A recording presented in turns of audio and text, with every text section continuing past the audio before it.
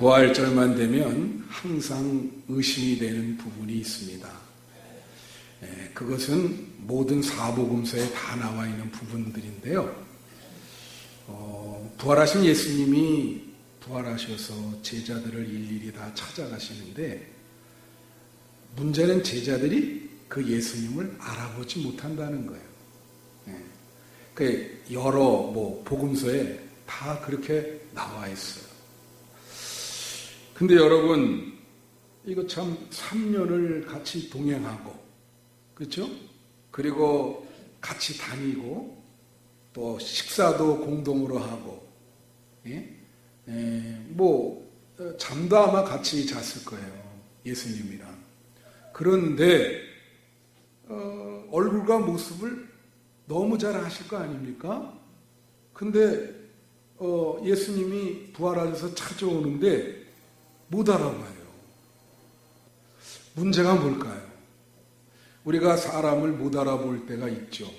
그거는 그냥 어디 스쳐 지나갈 때 어떤 사람한테 이런 사람입니다 하고 소개를 받았는데 그 후에 몇 년 후에 만나면 여간 기억력이 좋지 않으면 못 알아보지. 그렇지만 이것은 3년 동안 같이 동고동락을 했는데 못 알아본다는 것은 큰 문제가 있는 거죠. 어떻길래 제자들이 못 알아볼까?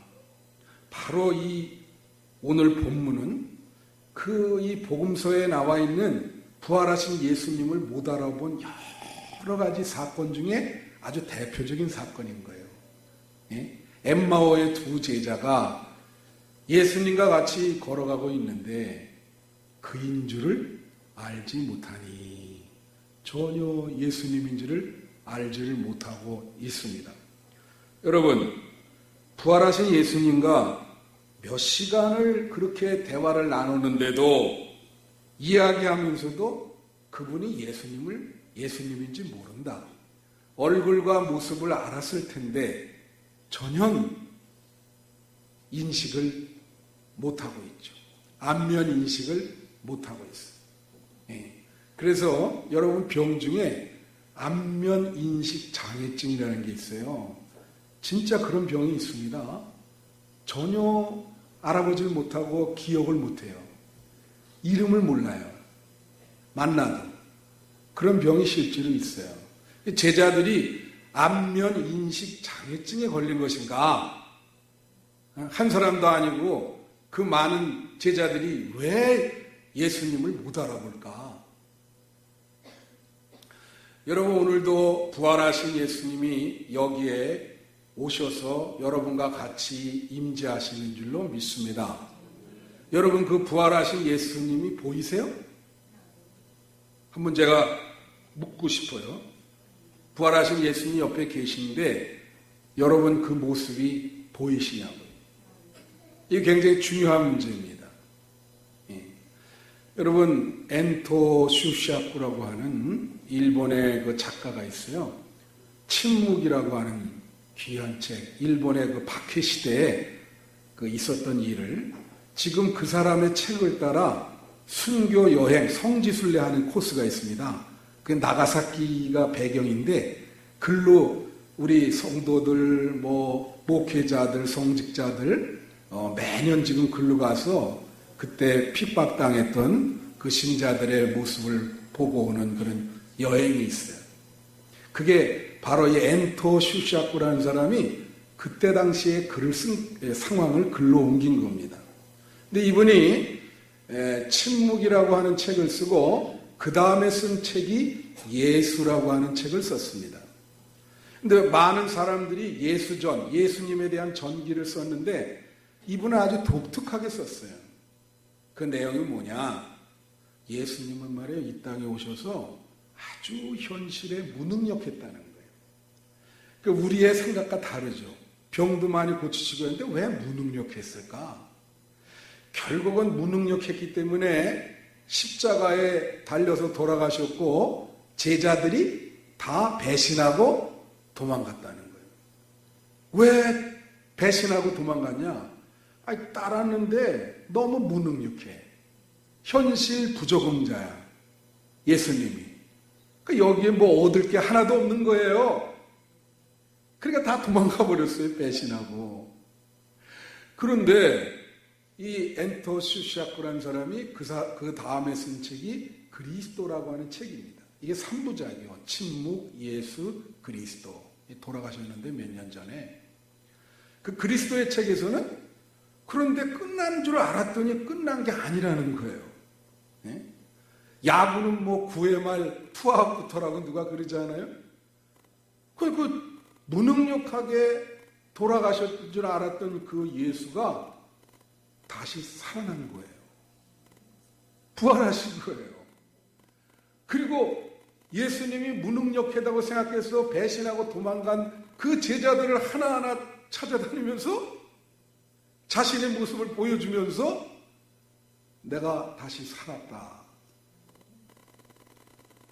그 모습을 보고 제자들이 비로소 처음에는 예수를 알아보지 못했지만 계속 예수님이 자기를 얘기하고 그럴 때 궁극적으로는 예수를 알아봄으로써 그들의 신앙이 비로소 시작이 되었다. 그래서 이 부활이 얼마나 중요하냐면 여러분 그거 아셔야 돼요.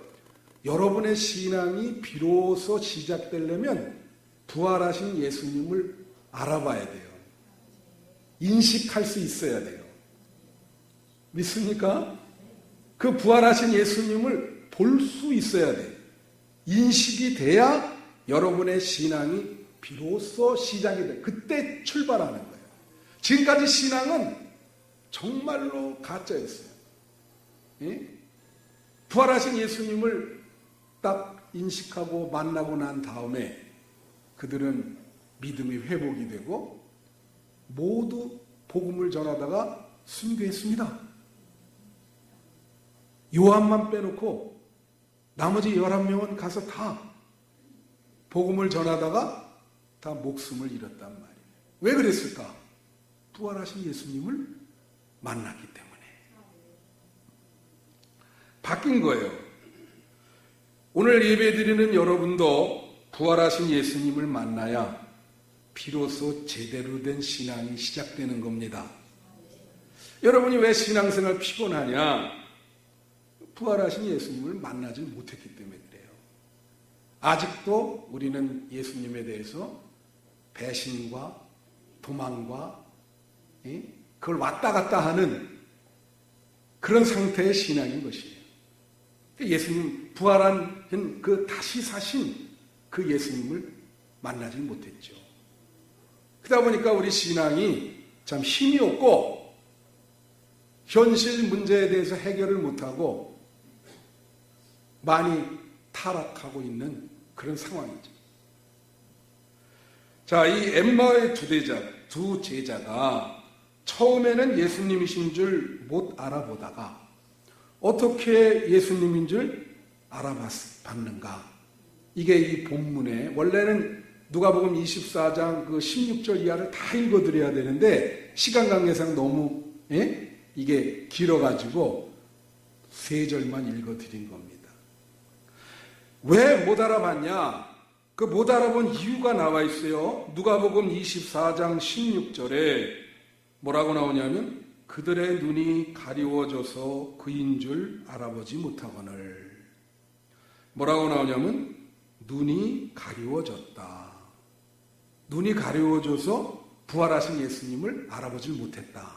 이렇게 성경은 이야기하고 있어요. 자, 이 가리워졌다의 이 히라보 원어를 보면요, 여러 가지 뜻이 있습니다. 방해받다, 억눌리다, 제한받다. 중요한 하나 의미가 있는데 그게 뭐냐면 체포되다라는 뜻이 있어요.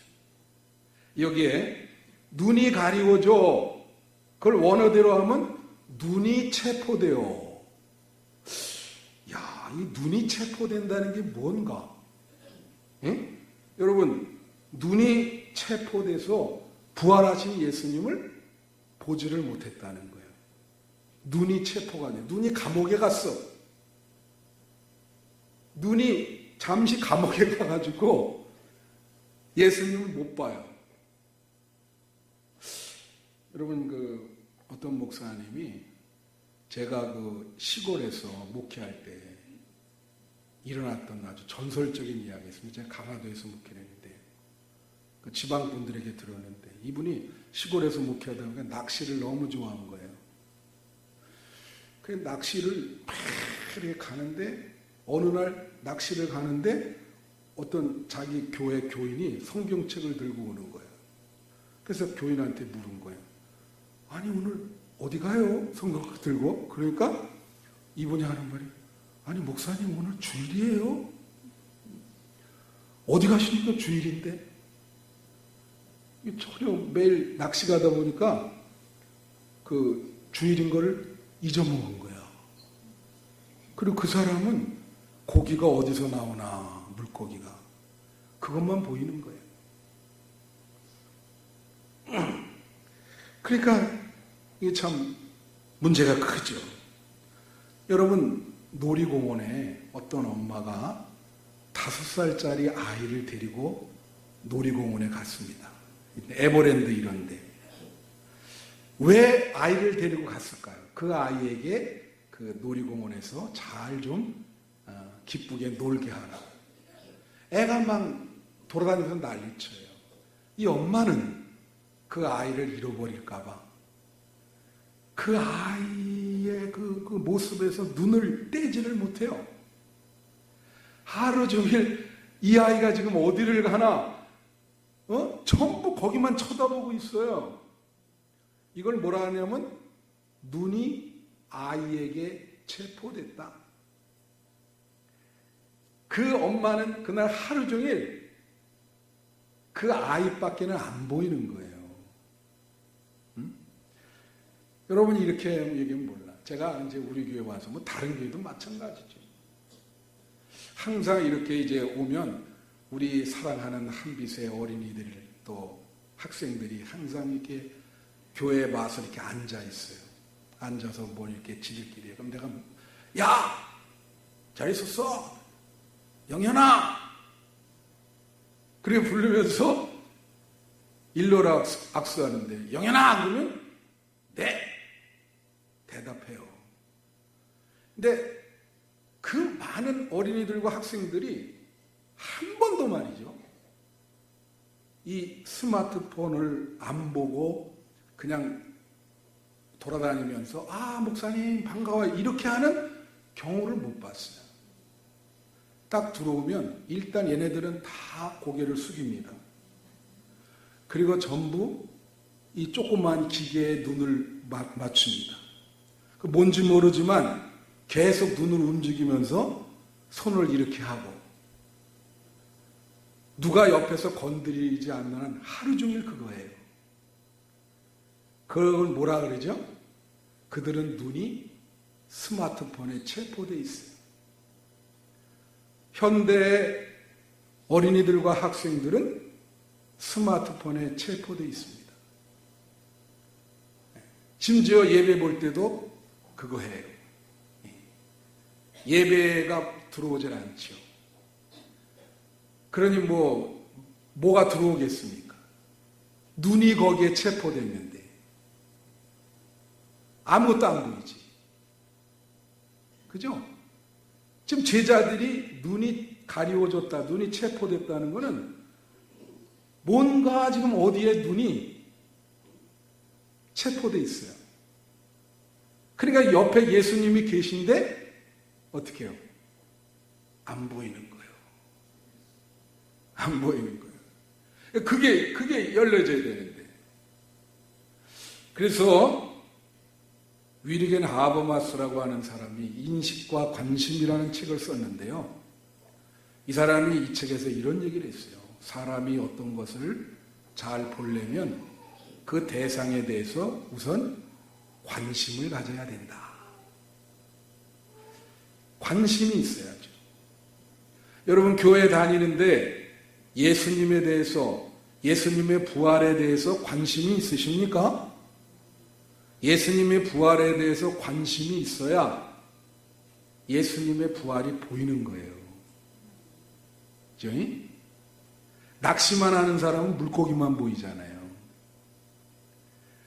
여러분이 어떻게 신앙생활하느냐에 따라서 그 부활하신 예수님이 보이기도 하고 안 보이기도 하는 겁니다. 정말 여러분이 그 예수님에게 영적인 관심이 지대하다면 그 예수님이 왜 안 보이겠어요?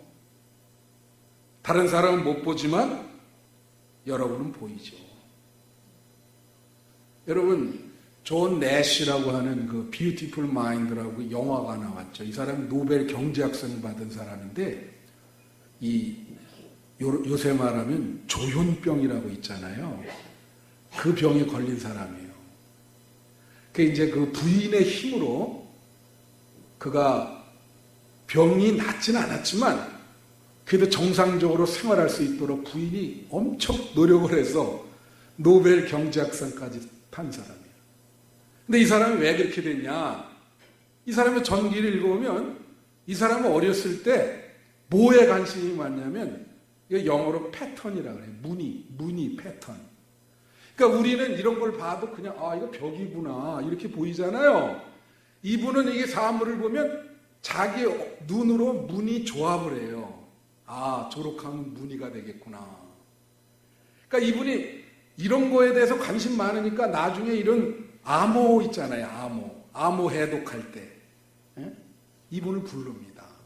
어렸을 때부터 거기에 관심 많으니까 사물 볼 때 다 우리는 그냥 평범하게 보지만 이 사람은 저렇게 하면 무늬가 되겠다.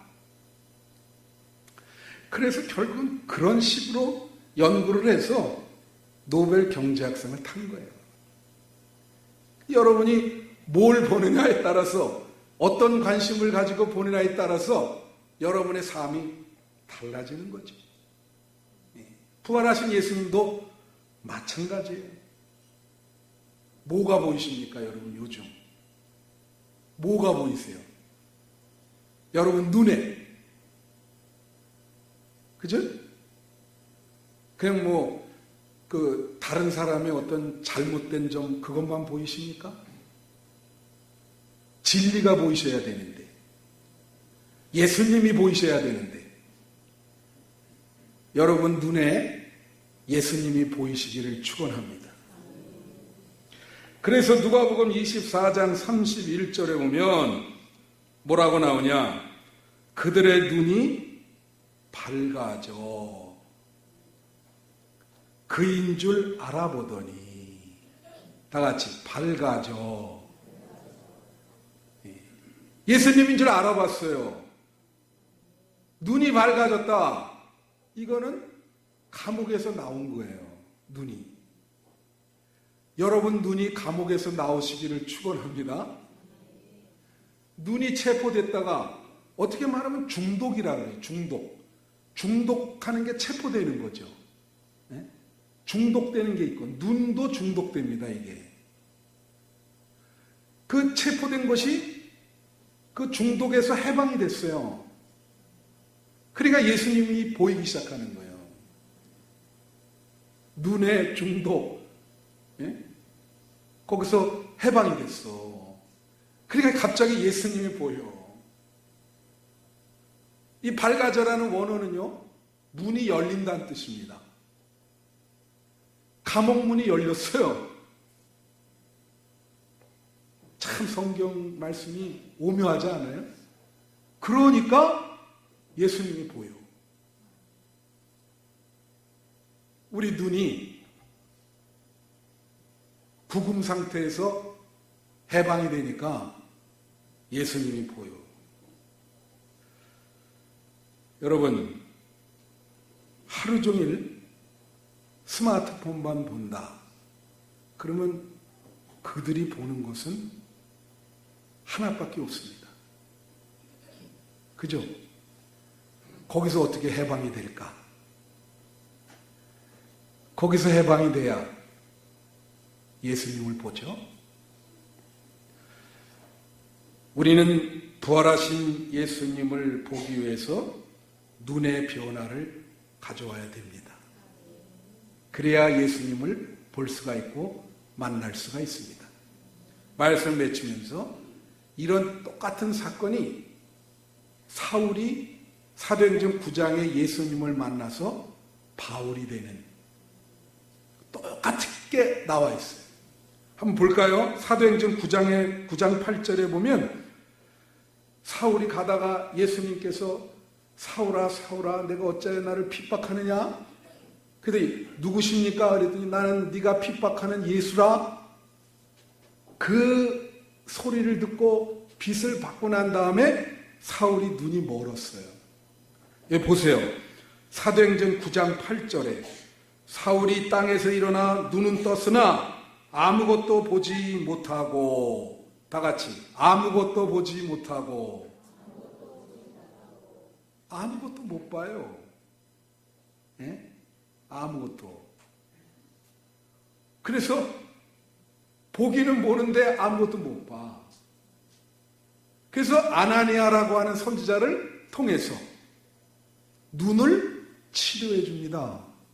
안수하고. 그래서 눈에 변화를 줘요. 그게 사울의 회심 사건이 굉장히 중요한 거예요.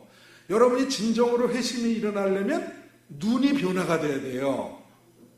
눈이, 바라보는 눈, 그게 바뀌어야 돼요. 그게 진정한 회심인 거예요. 그래서 여기 사도행전 9장 18절에 뭐라고 나오냐면 즉시 사울의 눈에서 비늘 같은 것이 벗어져 다시 보게 된지라. 다 같이 비늘이 벗겨져 다시 보게 되었다. 비늘이 뭡니까? 그게 바로 감옥이요. 눈이 체포된 감옥. 그 감옥이 벗겨졌다는 거예요. 비늘이. 이제 진짜 보기를 시작하는 거지. 그래서 바울이 됐어요. 그리고 이제 진짜 회심이 돼서 예수님을 만나고 평생 복음을 증거하면서 돌아다니게 된 거예요. 할렐루야. 바울이요 나중에 서신서를 쓸 때 이 사건을 자기가 부활하신 예수님을 만난 사건이다. 그렇게 서술하고 있습니다. 이 사건이 자기가 부활하신 예수님을 만난 사건이다. 똑같죠. 부활하신 예수님을 만나서 눈이 변화가 된 거예요. 눈이. 여러분, 눈이 변화가 돼야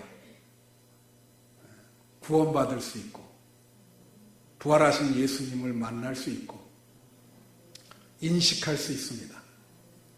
그래서 2019년 이 부활절에 여러분 옆에 계신 부활하신 예수님을 반드시 바라볼 수 있고 안면 인식을 할 수 있고 그 예수님을 붙잡을 수 있어야 됩니다. 눈의 변화를 일으키셔서 새로운 믿음의 차원으로 믿음이 성숙해가는 여러분이 되시기를 축원합니다.